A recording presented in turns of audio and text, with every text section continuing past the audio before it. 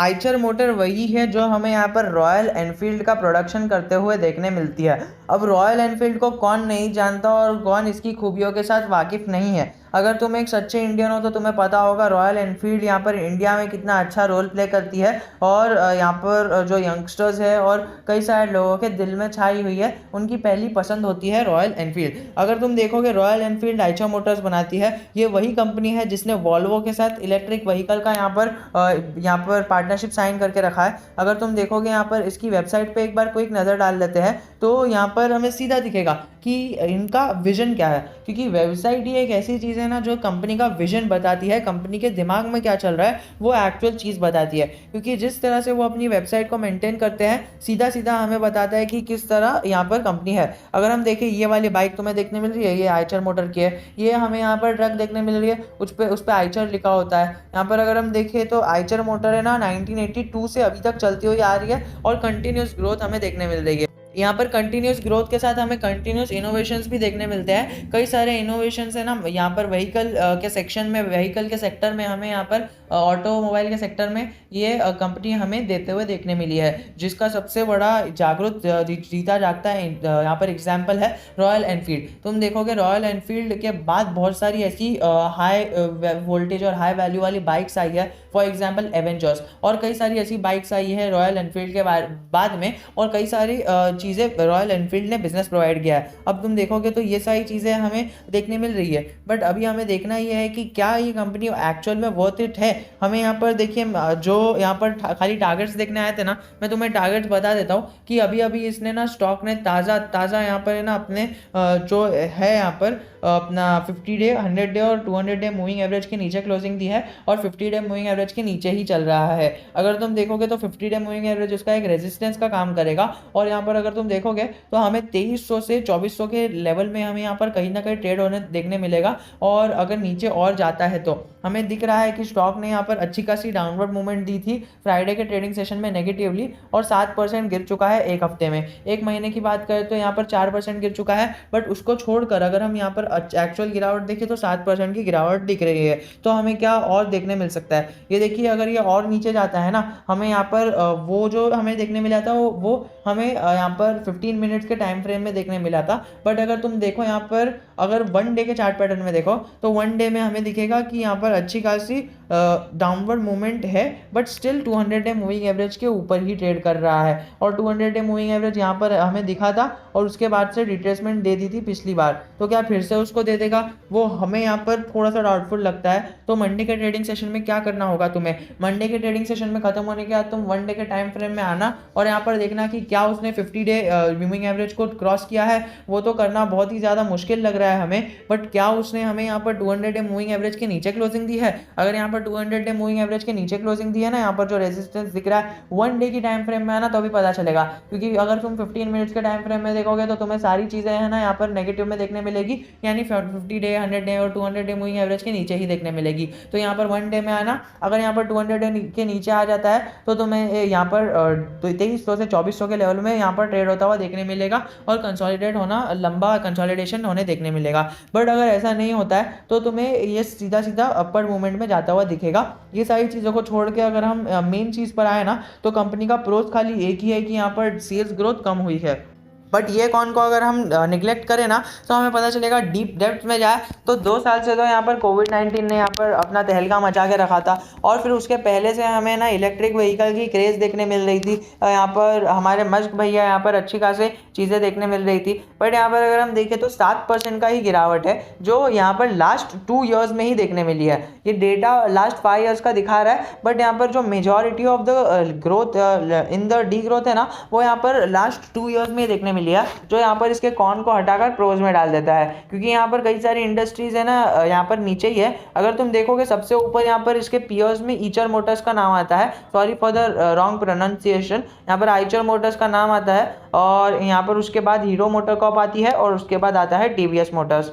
और हाँ, ये बात चल रही है यहाँ पर मार्केट कैपिटलाइजेशन के नज़रिए से। बट अगर तुम देखोगे ना यहाँ पर आइचर मोटर्स का पीई, तो यहाँ पर तुम्हें हीरो मोटर कॉर्प से यहाँ पर नीचे ही देखने मिल रहा है। मतलब हीरो मोटर कॉर्प से मार्केट कैप तो ज़्यादा है, बट यहाँ पर पीई भी सस्ता है, मतलब कंपनी सस्ती भी है और ज़्यादा मार्केट वैल्यूएशन पर भी है। तो यहाँ पर अगर तुम्हें लग रहा होगा कि वीडियो बहुत डेप्थ में चले गया तो तुम यहाँ पर थोड़ा सा स्लो मो में देख सकते हो, क्योंकि मैं हमेशा रिकमेंड करता हूँ कि तुम यहाँ पर 2x पे देख लो, तो यहाँ पर तुम्हें जल्दी जल्दी वीडियो हो जाएगा, because I don't want you to waste your time. और यहाँ पर जो है इसीलिए मैं यहाँ पर थोड़ा सा अपने वीडियो को फास्ट रखने की भी कोशिश करता हूँ, अपने वॉइस को भी। But moving back towards our यहाँ पॉइंट्स, अगर हम देखें तो यहाँ पर जून क्वार्टर की सेल्स में हमें थोड़ी सी गिरावट दिख रही है, जो थोड़ी सी नहीं है, हमें 1000 करोड़ की गिरावट दिख रही है। अगर तुम देखो पिछली बार थी 2900 की और इस बार दिख रही है हमें 1900 की, तो हमें यहाँ पर 1000 करोड़ की यहाँ पर सेल्स डाउनवर्ड जाते हुए देखने मिली है। और यहाँ पर ये एक ही बार हुआ है जब ये ऐसा हुआ है,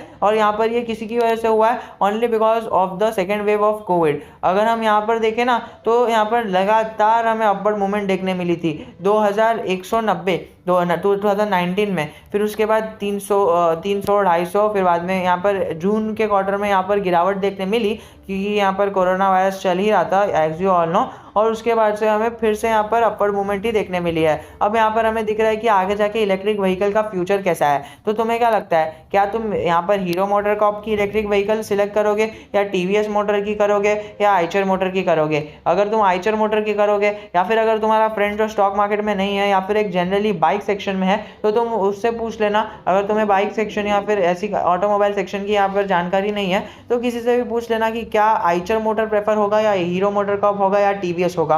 हर एक बंदा बोलेगा यहाँ पर आइचर मोटर होगा, ओनली बिकॉज इनकी जो यहाँ पर इन्वेंशन है ना रॉयल एनफील्ड, उसने इन्हें ना एक न्यू मार्केट कैप अलॉट किया है, जो हमें यहाँ पर अच्छा खासा ही देखने मिल रहा है। तो सबके नज़रिए से हमें Eicher motor is a good stock. हमें दिख रहा है कि कंपनी डेट फ्री है, कंपनी का क्वार्टर रिजल्ट यहाँ पर हमें एक्सपेक्टेड गुड था बट ऐसा निकल गया, और कंपनी का डिविडेंड हेल्दी पे आउट है, वो भी 22% का। तो यहाँ पर हमें सारी चीज़ें कंपनी के फेवर में देखने मिल रही है। थोड़ी सी सेल्स में है ना यहाँ पर नेगेटिव मोमेंट तो नहीं कह सकते, बट एक ऐसा है कि यहाँ पर वॉलेटिलिटी बहुत है। अगर सेल्स नहीं हुई तो बहुत ही कम होगी। अगर तुम देखो ना सेल्स यहाँ पर कभी की, हमने अभी जस्ट देखा था जून 2020 की यहाँ पर 1000 करोड़ के भी नीचे चले गई थी, तो तुम देखोगे कितनी कम हो गई थी। ओके, हम एक बार कोई जून 2020 के बारे में बात कर लेते हैं। जून 2020 को क्या हुआ था, क्योंकि अभी चल रहा है यहाँ पर अगस्त 2021, तो हम जून 2020 को देखेंगे।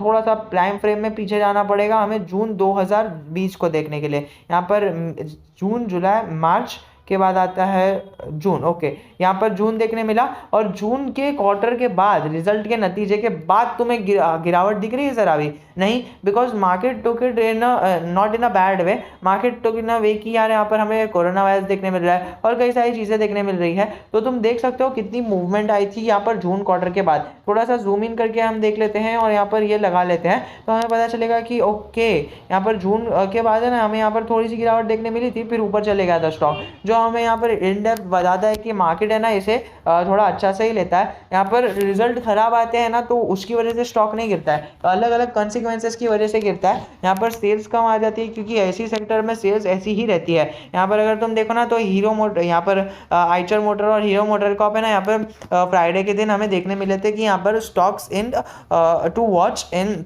20 ऑन द डेट। तो ये सारी चीज़ें भी हमें देखने मिली, ये सारी चीज़ों को भी नेग्लेक्ट नहीं करना है। रिजर्व्स की बात करें तो रिजर्व्स भी अच्छे खासे बड़े होते हुए देखने मिली है हमें यहाँ पर ईयर ऑन ईयर भी, और यहाँ पर बोरिंग्स भी कम होते हुए देखने मिली है, कंट्रोल होते हुए देखने मिली है। तो ओवरऑल बोला जाए ना तो बैलेंस शीट हमें एक क्लास देखने मिल रही है। थोड़ा सा यहाँ पर हमें प्रमोटर की होल्डिंग लेस देखने मिल रही है, और वो कांस्टेंट है हमें यहाँ पर कब से टाइम से 2018 से। हाँ, थोड़ा थोड़ा यहाँ पर सेल हुआ है, but still that can be enough for us. तो ये सारी चीज़ें हमें देखने को मिल रही है। बट यहाँ पर जो सेक्शन है पब्लिक के पास वो हमें कम देखने मिल रहा है, जो with almost holding of around 12%, जो हमें बताता है कि स्टॉक को मैनिपुलेट करना इतना भी आसान नहीं होगा। अगर तुम्हें और कोई की फैक्टर जानने हैं तो तुम हमें यहाँ पर कर सकते हो, बट स्टिल अगर हम देखें तो 9.1% का है ना जो रिजल्ट था वो यहाँ पर हमें इंटरनेशनल मार्केट से देखने मिल रहा है, और 9.1% का 91% का हमें यहाँ पर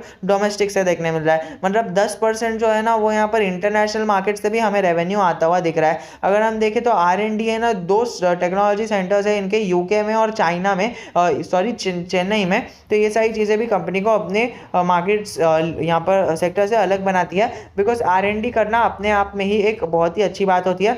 for those all who don't know R&D is research and development. Research and development is a main key for any business to grow, क्योंकि रिसर्च एंड डेवलपमेंट के बाद ही तो हमें यहाँ पर स्टॉक में तेज़ी देखने मिलेगी। क्योंकि जैसे रिसर्च एंड डेवलपमेंट होगा, रिसर्च होगी, पता चलेगा कि प्रोडक्ट का कैसा क्या सीन है, and then accordingly the research and the development will be done in the यहाँ पर products, and after the research development will be done in the products, and then the gradually sales will increase, and in return quarterly result अच्छा आएगा, और result आने के बाद हमें stock की प्राइस में मूवमेंट देखने मिलेगा। So everything is connected. If you have any doubt do let us know in the comment section.